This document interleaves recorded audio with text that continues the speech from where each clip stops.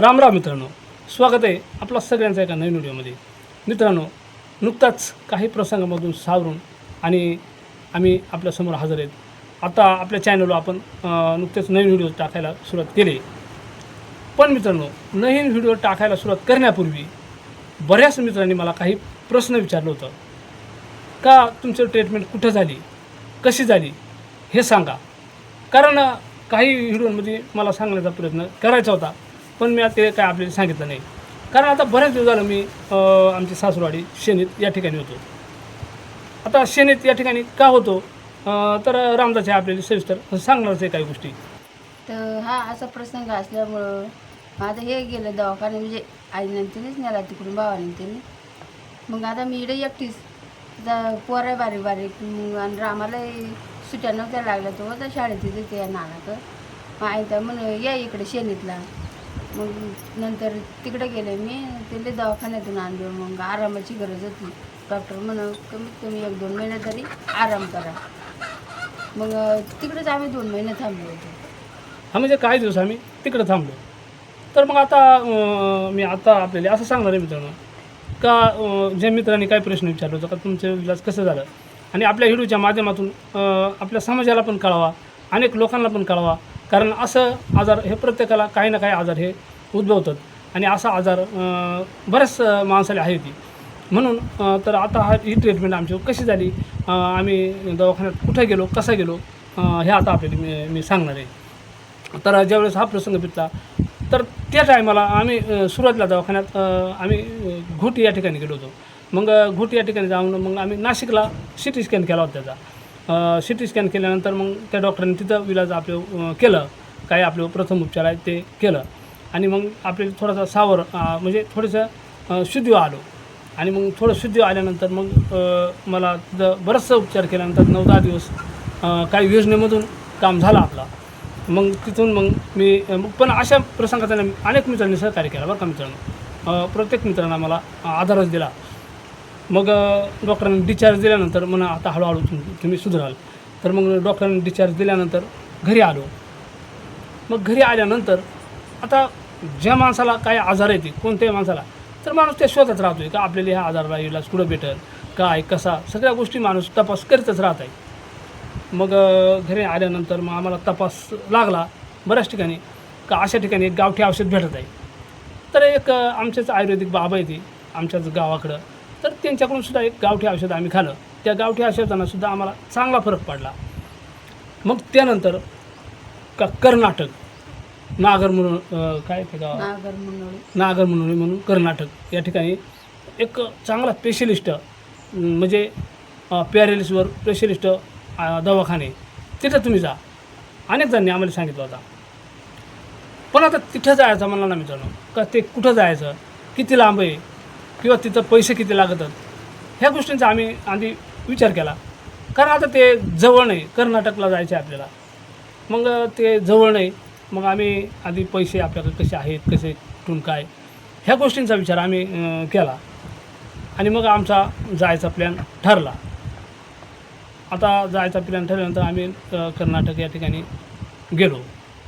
आता स्पेशलिस्ट तिथं पॅरालिसिस आहे हे तर आम्हाला माहीत झालं होतं, पण तिथं जायला पैसे किती लागतात ह्याही गोष्टीचा सगळाच म्हणजे अभ्यास केला आम्ही.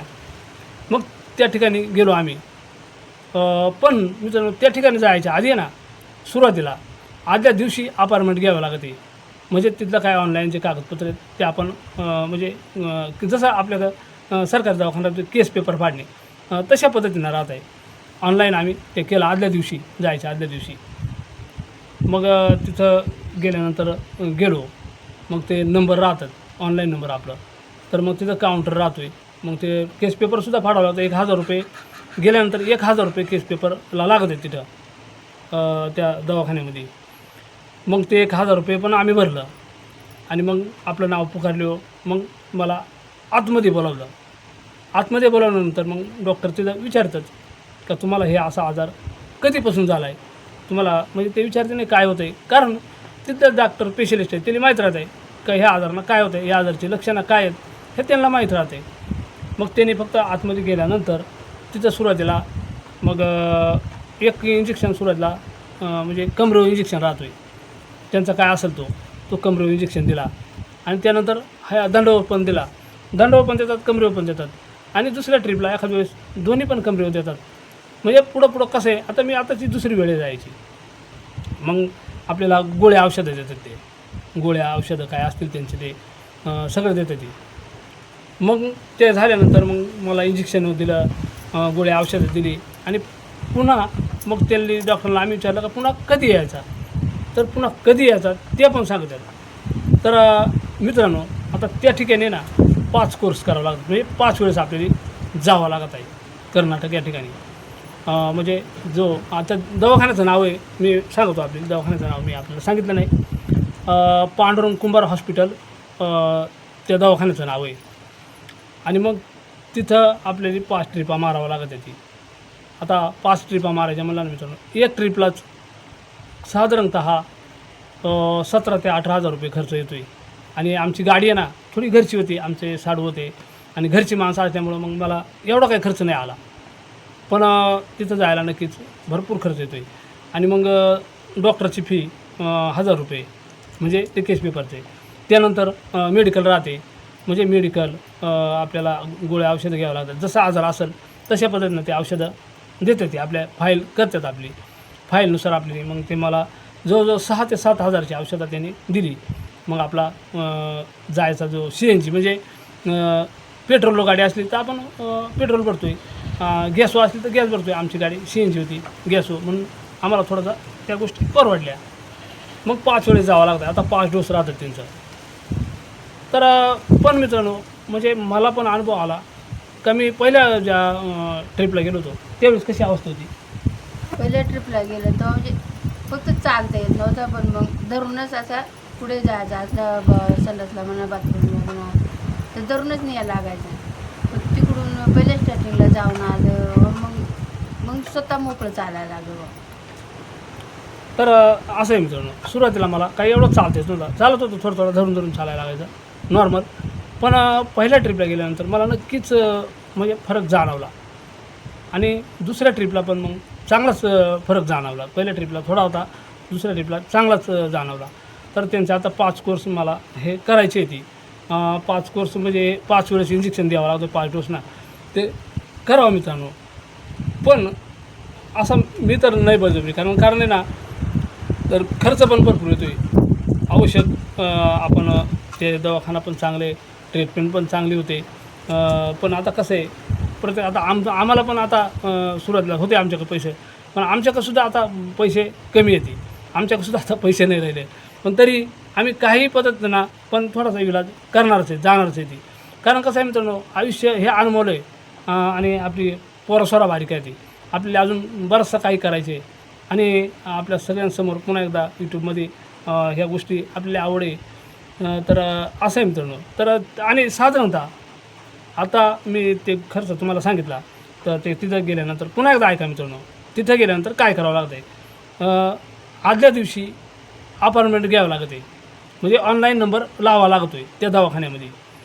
त्यानंतर तिथं गेल्यानंतर ऑनलाईन आपला जो नंबर राहतो आहे तो केस पेपर फाडावा लागतो आहे.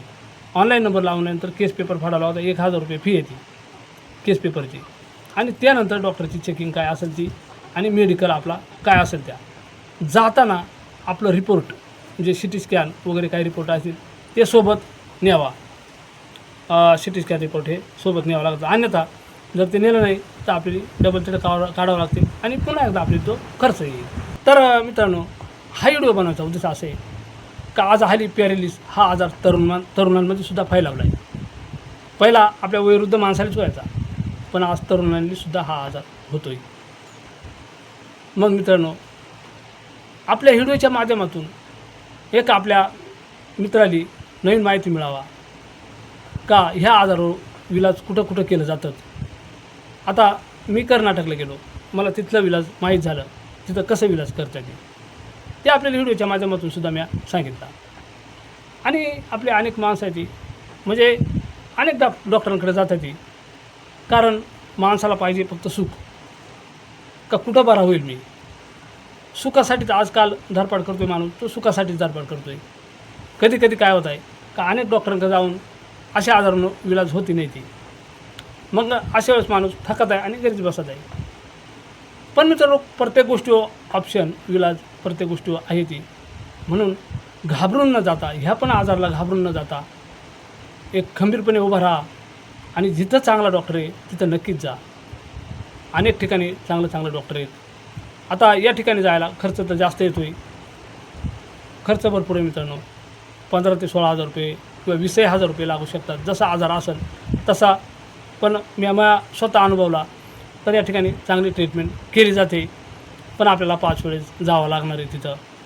तर बऱ्याच मित्रांनी मला विचारलं होता का तुमचं विलाज कुठं झालं, तर मित्रांनो मग विलाज अनेक ठिकाणी झालं, पण शेवट जो विलाज आहे तो कर्नाटक या ठिकाणी झाला, गोरा कुंभार हॉस्पिटलमध्ये. तर नक्कीच आपण पण तिथं जा. जर आपल्याला म्हणजे जर तो पत्ता नाही सापडला तर मॅपवरसुद्धा आपण गुगल मॅप आहे त्या गुगल मॅपवरसुद्धा आपण जाऊ शकतात.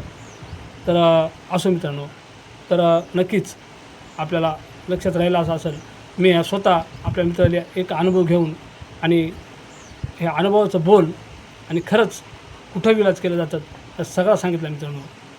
कारण आजपर्यंत मी अनुभवला ते आपल्याला सांगितला. असो, हा एक छोटा व्हिडिओ मी आपल्यासाठी बनवला. नक्कीच मित्रांनो, जर व्हिडिओ आवडला असेल तर लाईक करा, कमेंट करा आणि व्हिडिओ इतरांना पण शेअर करा, जेणेकरून इतरांनासुद्धा ह्या गोष्टीची माहिती होईल.